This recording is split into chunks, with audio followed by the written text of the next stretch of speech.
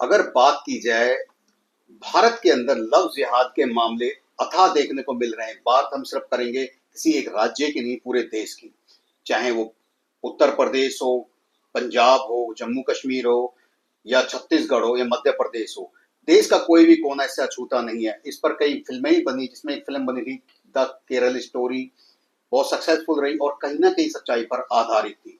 दूसरी मूवी बनी केरल फाइल 2, जो अभी शुक्रवार को रिलीज हुई, और उसमें साफ साफ दिखाया गया किस तरह से हिंदू लड़कियों को मुस्लिम समुदाय के लड़के बरगला कर उनका शोषण करते थे, उनका धर्मांतरण कराते थे। इसी बात पर खास चर्चा के लिए हमारे साथ हैं राष्ट्रीय हिंदू मोर्चा के राष्ट्रीय अध्यक्ष दीपक मलिक जी। दीपक जी नमस्कार। नमस्कार सर। दीपक जी, जैसे देखा जाए कि द केरल स्टोरी 2 बनी है, इसमें धर्मांतरण को लेके बहुत सी बातें दिखाई गई, मगर कहीं ना कहीं इन चीजों पर रोक लगती दिखाई नहीं दे रही। तो इसे क्या कहेंगे आप? देखिए, ये लोग जो काम करते हैं ना, ये लोग एक प्लान के साथ काम करते हैं। आपने देखा होगा, पहले भी उत्तर प्रदेश में भी ऐसी घटनाएं काफी घटती रही हैं। छत्तीसगढ़ हो गया और झारखंड हो गया, और पूरे इंडिया के अंदर जितने भी हमारे राज्य हैं, जिसमें से 8-10 राज्य आज हिंदू विहीन हो चुके हैं, ये सब जगह धर्मांतरण का खेल ये चलता आया है और हिंदुओं को धर्मांतरित करा के ये काम कर रहे हैं, और ये एक प्लानिंग के साथ काम कर रहे हैं। और अभी जो बात करी आपने कि मूवी आई है केरला स्टोरी 2, तो केरला स्टोरी 2 भी यही उसमें दिखाया गया है कि किस तरह से हिंदू संस्कृति को खत्म करने के लिए हिंदू बहन बेटियों को अपने प्रेम जाल में अपनी पहचान छुपाकर, नाम बदलकर किस तरह से उनको धर्मांतरित किया जा रहा है, किस तरह उनको अपने प्यार में फंसाकर उनको निकाह किया जा रहा है। पहले शादी करी जा रही है, फिर बाद में निकाह किया जा रहा है, और उसके बाद जो होता आया है कि बाद में जब पता चलता है, मैंने पहले भी बताया कई बार कि बाद में जब पता चलता है तो हमें वो लड़कियां कहाँ मिलती हैं, बुरखे के पीछे या कब्र के नीचे। और इस फिल्म में भी यही दिखाया गया है कि या तो हमें वो बुरखे के पीछे दिखेगी या फिर कब्र के नीचे दिखेगी, जिस तरह से उन्होंने उनकी हत्याएं की है। दीपक जी, मैं आपसे ही आपकी बात मानता हूँ, या तो बुरके के पीछे या कबर के नीचे, मगर जब केरल 1 आई थी, केरल 1 मूवी जब आई थी, तो लोगों में थोड़ा बदलाव दिखा, मगर कुछ दिन तक दिखा। मगर फिर उसके बावजूद ढाक के 3 पात फिर वही रास्ते चलते रहे, लड़कियां फिर वही। क्या ये जो लव जिहाद के मामले, धर्मांतरण के मामले, आपने देखा मुस्लिम समुदाय के लड़के क्या करते हैं, हाथ में कलावा बांधते हैं, माथे पे टीका लगा लेते हैं, या हाथ पर कोई जैसे सपने बोलते हैं, जैसे आपने भी अपने हाथ पे गुदाई करा रखी है, इस तरह के कोई भी चीज दबा देते हैं। क्या हमारी हिंदू जो बहन बेटियों की मानसिकता इतनी हल्की हो गई है कि छोटी सी चीज पर वो अपने माँ बाप की 20 साल की आस्था को, प्यार को, अपनेपन को भूलकर 4 दिन की बातों में आ जाती है? नहीं, देखिए, ऐसा नहीं है कि सभी ऐसी होती हैं। अभी हमने जब ये केरल स्टोरी 2 का प्रमोशन हुआ, हमने देखा, हम मिले तारा सहदेव से। तारा सहदेव एक नेशनल शूटर रही हैं, और उनके साथ किस तरह से उनको बहला फुसलाकर, उनको किस तरह से उनको टारगेट करके, कि उन्होंने अपनी स्टोरी खुद बताई कि मेरी मम्मी के एक्सपायर होने के बाद मैं इतनी टूटी हुई थी कि कुछ इन जिहादियों ने किस तरह से उसके जीवन में भी एक रंजीत कोहली बन के आया, लेकिन उसका नाम असली रकीबुल हसन था, जिसको पता नहीं था। और उनके इस प्लान के अंदर एक जज भी शामिल था, एसपी भी शामिल था, और किस तरह से उसको बहला फुसलाकर प्यार से उसको करके कि भाई ये हिंदू है, उसकी आइडेंटिटी चेक करी। उन्होंने बताया कि उसकी आइडेंटिटी चेक करी, वो भी हिंदू थी, उसके स्कूल सर्टिफिकेट हिंदू। ये देखिए कितनी बड़ी प्लानिंग है कि उसके स्कूल सर्टिफिकेट तक हिंदू बना के उसको दिखाया गया। लेकिन जब उसकी शादी होके वो उस घर में जाती है, तो अगले दिन देखती है वहां मक्का मदीना की फोटो लगी होती है, वहां पे अल्लाह की इनकी जो भी इनके लिखे होते हैं 786 ये सब लगे होते हैं। तो ऐसे उसके दिल पे क्या बीती, क्या वो चाहती थी कि मैं जाके एक इस्लाम धर्म में जाऊं? मैं बात कर रहा हूँ, जैसे हमने कहा उसमें जज भी शामिल थे, एसपी भी शामिल था, तो कहीं ना कहीं ये जो अधिकारी हैं, क्या ये इसमें दोषी नहीं है? देखिए, अधिकारी दोषी हैं, लेकिन उन अधिकारियों की भी जांच होनी चाहिए ना, छटनी होनी चाहिए। बाद में पता चला है तो वो अधिकारी हो चाहे वो एसपी हो, वो भी एक विशेष समुदाय के लोग निकले। मैं आपको एक बात बता देता हूँ, आज बहुत बड़े आंकड़े सामने आए हैं, जो कि उत्तर प्रदेश के ये, कि बड़ी संख्या में लोग अपना धर्म छुपाकर उत्तर प्रदेश पुलिस में भी नौकरी कर रहे हैं। तो इसे कैसे कहा जाए? देखिए, ये उत्तर प्रदेश के अंदर तो कर रहे हैं, लेकिन दिल्ली के अंदर भी कई लोग ऐसे हैं, और हमारे जो महिला पुलिसकर्मियां भी कई ऐसी हैं कि जो मुसलमानों के साथ रह रही हैं।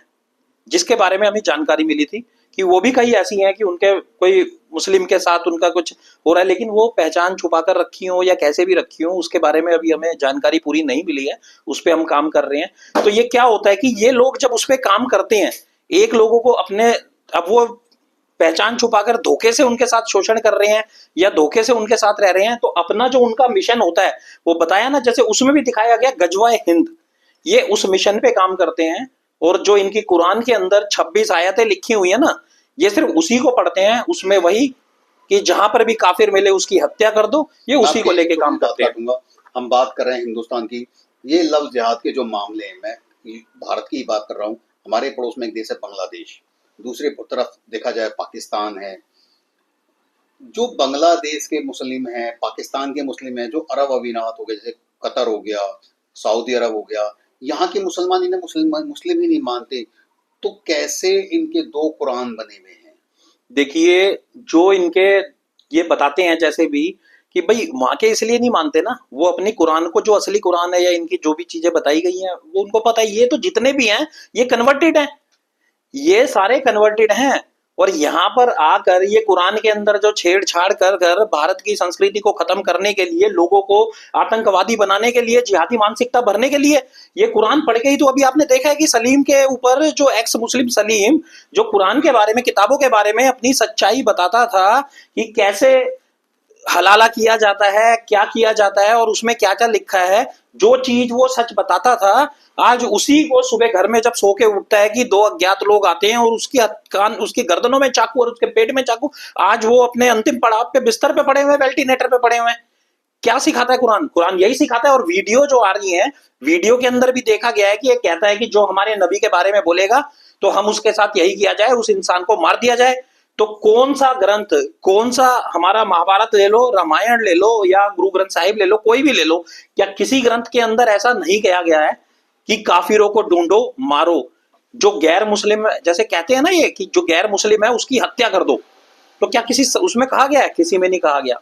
दीपक जी कहते हैं कुरान में कुछ बहुत सी अच्छी चीजें हैं जो हम बात कर रहे हैं, जिसमें सऊदी अरब की बात करें, अरब अमीरात की बात, कहते हैं कुरान में कुछ ऐसा नहीं लिखा है कि किसी को मारो या कहीं भी किसी भी का बहिष्कार करो। उसमें कहते हैं अच्छी चीजें सिखाएगी, मगर जो धर्म गुरु हैं, इस्लामिक जो धर्म गुरु बने हैं, चाहे मैं हिंदुस्तान में जितने धर्म गुरु हैं, वो सब कहीं ना कहीं अपने हिसाब से उन्होंने कुरान की आयतों को मोड़ा, तोड़ मरोड़ के पेश किया। क्या ये उसका असर तो नहीं दिखता? देखिए, ये उसी का असर है ना। ये जमीयत उलेमा हिंद में दारुल उलूम देवबंद में बैठे हुए मौलाना मदनी, वो इतना बकवास करता है, वहां बैठ के कहता है कि जहां पर भी मिले मारो, भारत इस्लामिक राष्ट्र बनेगा, गजवाए हिंद होगा, भारत में इस्लाम का राज होगा।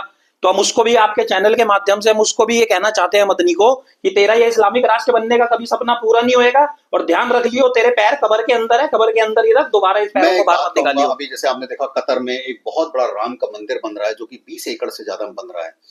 मैं कतर की बात कर सकता हूँ, सऊदी अरब की बात कर सकता हूँ, वहां भी मंदिर बन रहा है, विष्णु देव का मंदिर बन रहा है।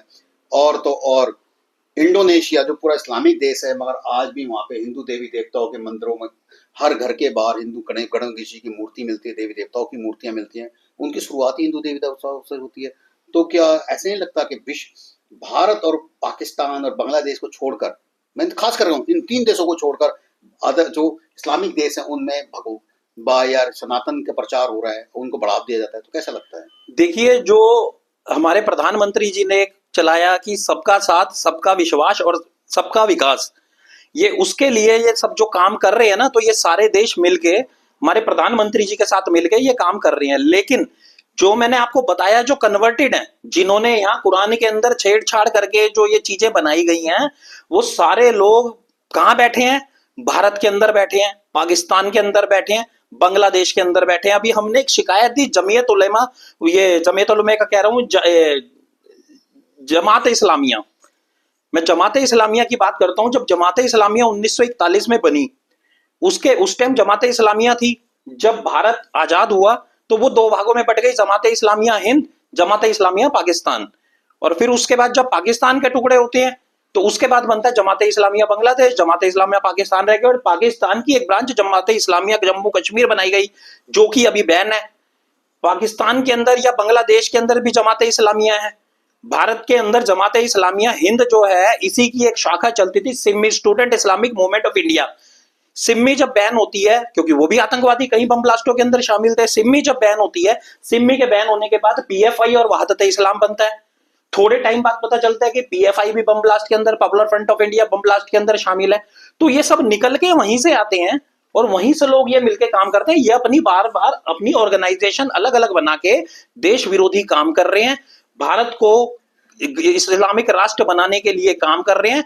क्या 56 इस्लामिक देश कम पड़ गए क्योंकि उन देशों में इनको नहीं पूछते? मैं आपको एक बात बताता हूँ। आज अभी जो बात करते हैं ईरान की और इजराइल की, अभी ईरान मिडिल ईस्ट में युद्ध के हालात हैं, लड़ाई के हालात बन गए हैं, जहां पे ईरान पर इजराइल और अमेरिका ने मिलकर हमला किया और वहां के खामुनई, जो सीनियर लीडर, इस्लामिक लीडर थे खामुनई, उनकी मौत हुई। कल उनकी मौत होती है। आज दिन निकलते ही, चाहे मैं जम्मू कश्मीर की बात करूं, दिल्ली में आपके जामिया इस्लामिया की बात करें, यानी कि यहाँ पर बाकायदा प्रदर्शन किए जा रहे हैं और ये तक कहा जा रहा है कि हमारे रहनुमा, इस्लाम के रहनुमा खामनेई की हत्या हो गई, उनकी मौत हो गई। क्या नहीं लगता? जबकि जिन देशों की मैं बात कर रहा हूँ, जो पूरा कट्टर इस्लामिक देश हैं, जैसे कतर हो गया, सऊदी अरब हो गया और यूएई हो गया, वो देश खुद ईरान से लड़ रहे थे।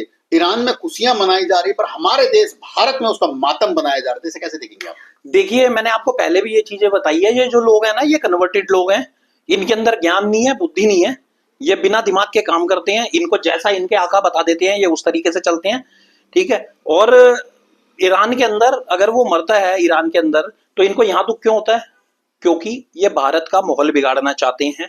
आज भारत के अंदर सबका साथ सबका विकास लेकर जो काम हो रहा है, ये उस विकास इनको पच नहीं रहा, तो ये यहाँ का माहौल बिगाड़ के यहाँ पर भी बांग्लादेश जैसे हालात करना चाहते हैं। ये एक प्री प्लान के साथ, इनके साथ जो विदेशी ताकतें जुड़ी हुई हैं, जो भारत को खत्म करने के लिए, भारत को कब्जा करने के लिए, जो भारत के ऊपर अपनी ताकत थोपने के लिए जो काम कर रहे हैं, जो इन्हें फंडिंग कर रहे हैं, वो लोग ये सब इनसे करवा रहे हैं। क्योंकि ये अनपढ़ जाहिल लोग हैं, इनको नहीं पता क्या करना है क्या नहीं करना। इनको 100 रुपए दो, 200 रुपए दो, ये पत्थर फेंकने के लिए आ जाते हैं, इनका यही काम है।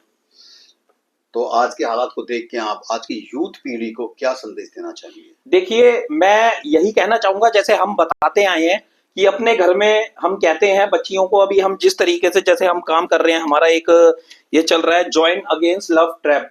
हम ज्वाइन अगेंस्ट लव ट्रैप यानी इसके खिलाफ, जो लव जिहाद में हमारी हिंदू बहन बेटियां फंसती हैं, उनके लिए हम कानूनी सहायता प्रोवाइड कराते हैं।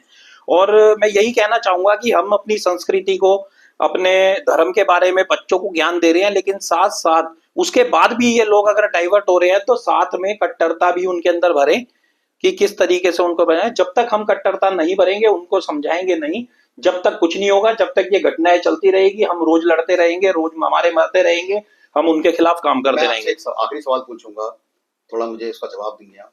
अभी जो लव जिहाद के मामले हैं, अभी जैसे आपने कहा हिंदू बहन बेटियों को कुछ मुस्लिम लड़के बरगला के उनसे शादियां कर लेते हैं, शोषण करते हैं, बट इसी तरह के कुछ मामले हिंदुओं में भी पाए गए हैं, जहाँ मुस्लिम लड़की है, हिंदू लड़कों ने धर्म बदलाव छुपाकर शादी करी और आज उनका शोषण हो रहा है। क्या आप उनकी मदद करेंगे? बिल्कुल करेंगे। अगर लड़की सब महिलाएं सब एक हैं, अगर उनके साथ भी कोई समस्या है, हम करेंगे। हमारे यहाँ जो भी हिंदू बहन बेटी आती है, वो क्यों आती है? उसको पता है कि यहाँ हलाना नहीं हो ना। यहाँ पे आज जिसके साथ शादी करी है, तो हमारे यहाँ जब फेरे होते हैं ना, तो 7 जन्मों का बंधन होता है। यहाँ ये नहीं होता तेरे साथ कबूल है कबूल है कबूल है करने के बाद 2 घंटे बाद तलाक है, अब तू अब्बा के साथ चली जा, फिर उसके बाद तू 2 महीने बाद तू उसके साथ चली जा। तो ये नहीं होता। इसलिए अपने आप को वहां की लड़कियां जो सुरक्षित महसूस करती हैं, तो जब भी वो सनातन धर्म में आती हैं और सनातन धर्म में रहती हैं, और अगर उनके साथ भी कोई घटना होती है, हम उनका भी साथ देंगे, हम उनके साथ भी खड़े हैं। ये थे हमारे साथ में दीपक मलिक जी, जिन्होंने बहुत निष्पक्षता से कहा कि बहन बेटी हमारी किसी भी धर्म की वो बहन बेटी होती है, हम उनके साथ रहें, चाहे हिंदू हो चाहे मुस्लिम हो। अगर किसी के साथ भी अन्याय हो रहा है, कहीं भी गलत हो रहा है, तो हम उस अन्याय के साथ लड़ने को तैयार हैं और हर उस शख्स की मदद करने को तैयार हैं जो पीड़ित है। तो एक बार ध्यान दीजिए और समझिए, कहीं ना कहीं बात सही भी है। आप धर्म से को आगे मानते हैं, देश को पीछे। मैं इतना ही कहूंगा, देश को आगे रखें, धर्म को पीछे। धन्यवाद।